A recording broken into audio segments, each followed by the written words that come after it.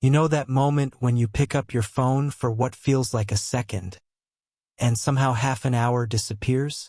You scroll without really seeing anything. One video ends and another begins. Your thumb keeps moving even when your mind feels strangely empty. Sometimes you switch between apps without knowing what you're looking for. Like there's something just out of reach that you almost remember wanting. And then eventually you put the phone down. Not satisfied, not rested, just dull. A quiet kind of tired that sleep doesn't seem to fix. From the outside, this gets labeled in simple ways. People call it laziness, lack of discipline, weak attention span, no drive, too much comfort, too little ambition. It gets framed like a personal failure, like somewhere along the line you just stopped trying hard enough. But that explanation misses something important. Because most people who feel this way aren't actually indifferent about their lives. They think a lot. They want things. They imagine different futures. They feel frustrated with themselves for not doing more. That inner tension doesn't look like laziness. It looks like something else entirely. What often gets described as boredom, low motivation, or phone addiction is rarely just about distraction. There's usually a deeper pattern underneath it, one that people almost never talk about in a realistic way. And there's more going on here than people realize. Your brain isn't just reacting to your phone. It's reacting to the world you've been living in. Modern environments ask for a strange kind of attention. Long stretches of effort with very little immediate feedback. Work that takes months or years to show results. Responsibilities that feel abstract and endless. Decisions that carry invisible consequences. The human nervous system didn't evolve in environments like this. Research in behavioral neuroscience shows that the brain's motivation system is closely tied to dopamine. Not the simple pleasure chemical people talk about, but a signal for anticipation and movement towards something meaningful. Dopamine rises when progress feels possible and visible, when effort connects to reward in a way the brain can recognize. But when progress feels distant or uncertain, the system begins to slow down. Not dramatically, quietly. The phone fills that gap almost perfectly. Every swipe offers a small possibility. Something new, something unexpected, a momentary sense of movement. The brain interprets this as potential reward, even when the content itself doesn't matter. So the scrolling continues, not because it feels amazing, but because it feels like almost feeling something. Studies on attention and reward loops have found that unpredictable rewards keep the brain engaged longer than consistent ones. Slot machines work this way. Social media works this way. Even notifications are designed this way. But understanding this alone still doesn't explain why some people fall into this pattern more deeply than others. For many people, this way of being didn't start with technology. It started earlier in quieter ways. Sometimes you learn to wait for the right moment before acting, to be careful, to think things through, to avoid mistakes, to keep the peace, to manage uncertainty without showing it. Sometimes effort didn't lead to the results you expected, and over time your nervous system learned that pushing harder didn't always change outcomes. Sometimes you lived in environments where your energy had to go toward adapting rather than exploring. Reading situations, staying alert to moods, adjusting to what was needed around you.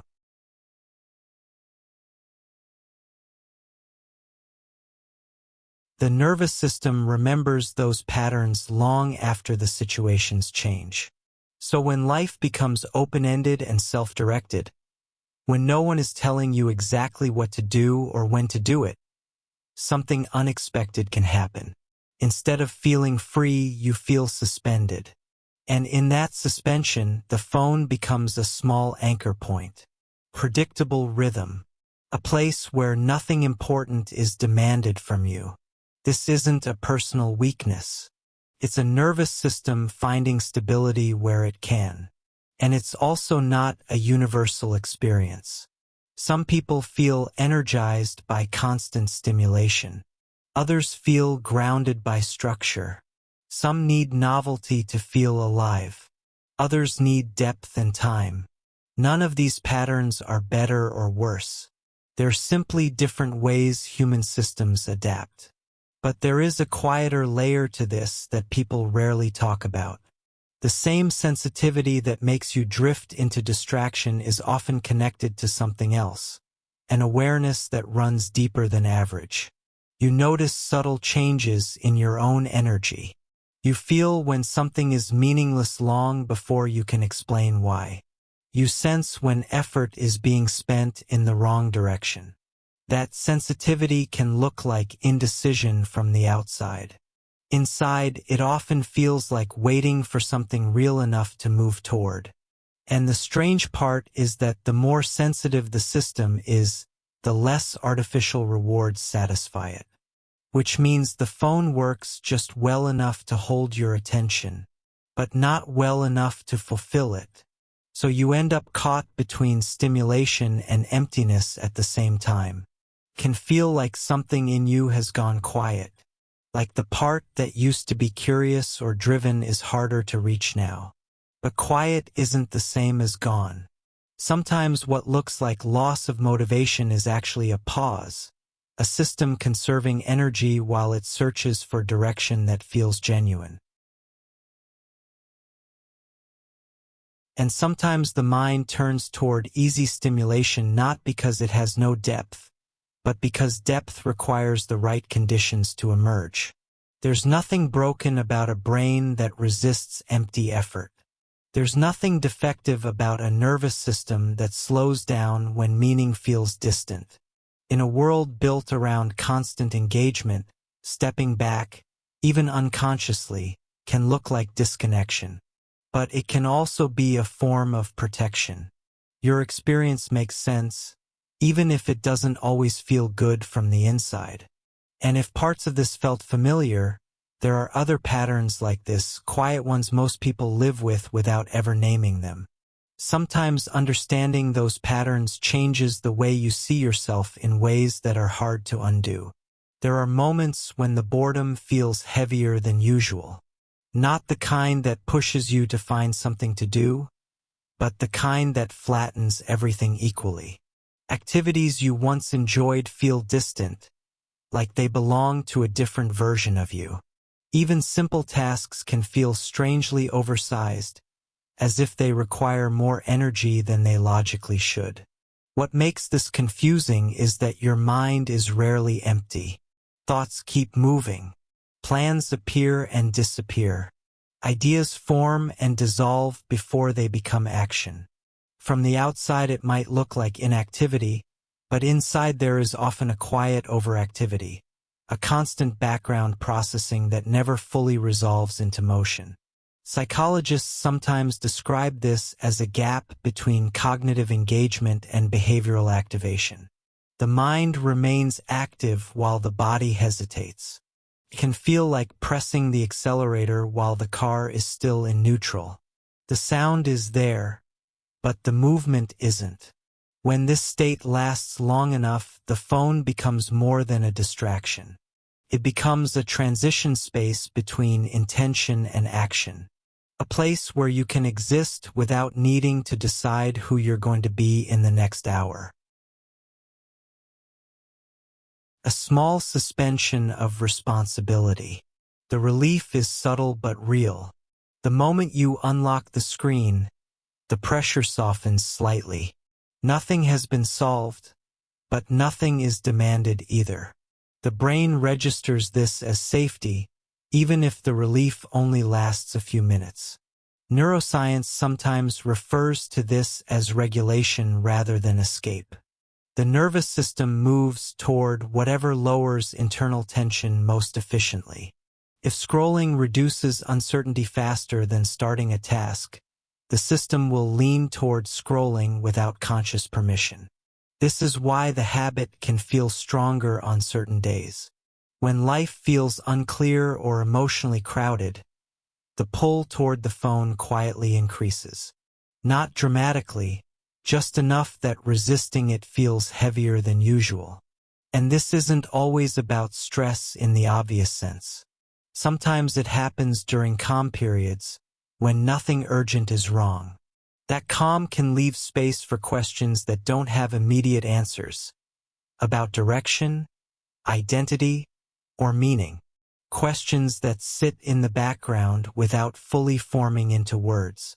The mind tends to move away from unresolved questions unless there's a safe place to explore them.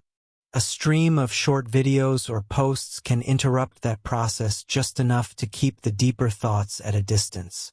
Not erased, just postponed. Over time, this creates a strange rhythm. Periods of quiet awareness followed by periods of gentle avoidance. Neither one completely winning. You may have noticed that the boredom isn't always present when you're fully absorbed in something real. A conversation that feels honest. A task that requires your full attention. A moment where time moves differently. In those moments, the urge to check your phone often fades into the background without effort. That shift reveals something important. The problem isn't a lack of attention. It's the absence of environments that naturally hold it. Human attention stabilizes when it connects to something coherent. Something that unfolds in a way the brain can follow. When experiences feel fragmented or artificial, attention starts searching for something else to attach to. The phone offers endless fragments, but rarely coherence. Each piece stands alone. Nothing builds. Nothing deepens. The brain stays engaged without ever settling. This can leave you feeling oddly restless even after long periods of inactivity. Not exhausted in the physical sense, but mentally unsettled. As if something unfinished is waiting just out of sight. Some researchers believe this unsettled feeling comes from incomplete cognitive loops, intentions that never turn into actions, curiosities that never turn into exploration. The brain keeps track of these unfinished threads more than we realize. The longer the threads accumulate, the heavier starting anything can feel. Not because the task itself is overwhelming, but because it feels connected to everything else that has been postponed. Seen from this angle, low motivation can be less about avoidance and more about accumulated weight.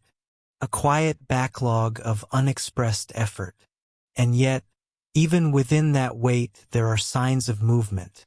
The fact that you notice the pattern at all suggests a part of you is still paying attention, still trying to understand, still reaching for clarity rather than numbness.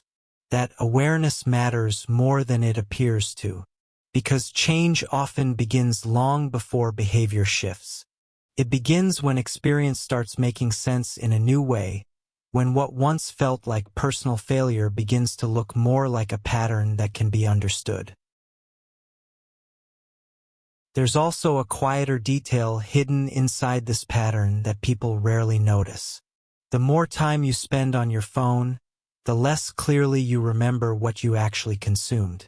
Hours can pass, yet very little remains. Not because your memory is failing, but because most of what you see was never meant to stay. Passes through you without leaving a shape. The brain tends to attach meaning to experiences that feel connected to your life. Conversations, challenges, real environments, these form memory because they involve you. But endless scrolling places you just outside the experience. Present enough to react, but not present enough to belong. This can create a strange sense of disconnection from your own time. Days blur together, not because nothing happened, but because nothing anchored itself deeply enough to stand out. Looking back, the week feels shorter than it actually was. Sometimes this leads to a subtle kind of restlessness, the sense that time is moving faster than it should. Not in a dramatic way, just a quiet awareness that hours are slipping past without leaving much behind. The mind responds to that feeling in a predictable way. It looks for stimulation again, hoping the next moment will feel more alive than the last one did. But intensity and aliveness are not the same thing. A fast stream of stimulation can keep the mind occupied while leaving the deeper parts untouched. And when those deeper parts remain untouched for long enough, motivation starts to feel distant. Not because it disappeared, but because it has nowhere to attach itself. Real motivation usually grows around meaning, not urgency. It forms slowly, through repetition and familiarity. It deepens when the brain starts recognizing patterns that feel personally relevant. Phones interrupt that process in a subtle way. Just as attention begins to settle into something meaningful, another possibility appears. Another distraction. Another open door. The brain shifts before depth has time to develop. Over time, the system adapts to this rhythm. Short bursts of attention begin to feel normal, and sustained attention begins to feel unnatural. Not impossible, just slightly uncomfortable, like holding a position your muscles aren't used to anymore. This discomfort often gets mistaken for incapacity. But discomfort and incapacity are not the same thing.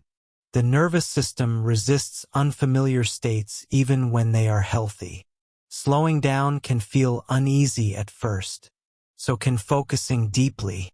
So can being alone with your thoughts without interruption.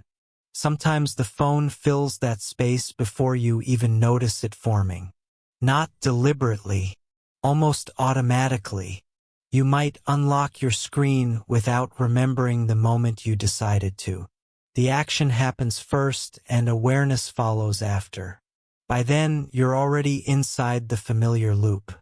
This automatic quality can make the habit feel stronger than it is. It gives the impression of compulsion, when often it's simply repetition laid down over time. Pathways that have become easy to follow because they've been followed so often before. The brain prefers familiar routes, even when they lead nowhere new. And yet, familiarity also means the system is predictable. Patterns that form gradually can shift gradually too, often in ways so small they're hard to detect at first. Sometimes the shift begins with something as simple as noticing the moment before you reach for the phone. That small pause, even if it lasts only a second, is different from moving automatically. It creates a thin space where awareness exists alongside the habit. Nothing dramatic happens in that space, but something quiet begins to change. You start to see the difference between the urge and the action, between the feeling and the response. And once that difference becomes visible, the pattern is no longer completely invisible to you. That awareness isn't a solution by itself, and it doesn't need to be. Understanding often moves ahead of change, preparing the ground before anything outward shifts. Many people assume motivation returns in a sudden wave, a burst of energy that resets everything at once. But more often, it returns gradually, in small moments of engagement that feel almost unremarkable while they're happening. A few minutes of genuine focus. A conversation that lingers in your mind afterward. A task that holds your attention longer than expected. These moments can seem too small to matter, yet they quietly rebuild the connection between attention and meaning. And once that connection begins to reappear, the phone slowly loses some of its pull. Not because it was forced away, but because something else started feeling more real. If parts of this felt familiar, it may be because these patterns show up in more areas of life than we usually notice. In relationships, in decisions, even in the way we think about ourselves. There are deeper layers to this experience that most people move through without ever putting into words. If parts of this felt familiar, then you've probably noticed other quiet patterns in yourself too. Small behaviors that seem ordinary on the surface but carry deeper reasons underneath. This channel is really about understanding those hidden patterns, the ones that shape how you think, how you feel, and how you move through the world without always realizing it. If this spoke to something you've been experiencing, you might want to subscribe and stay with these conversations. There's a good chance the next insight will feel familiar in a way you didn't expect.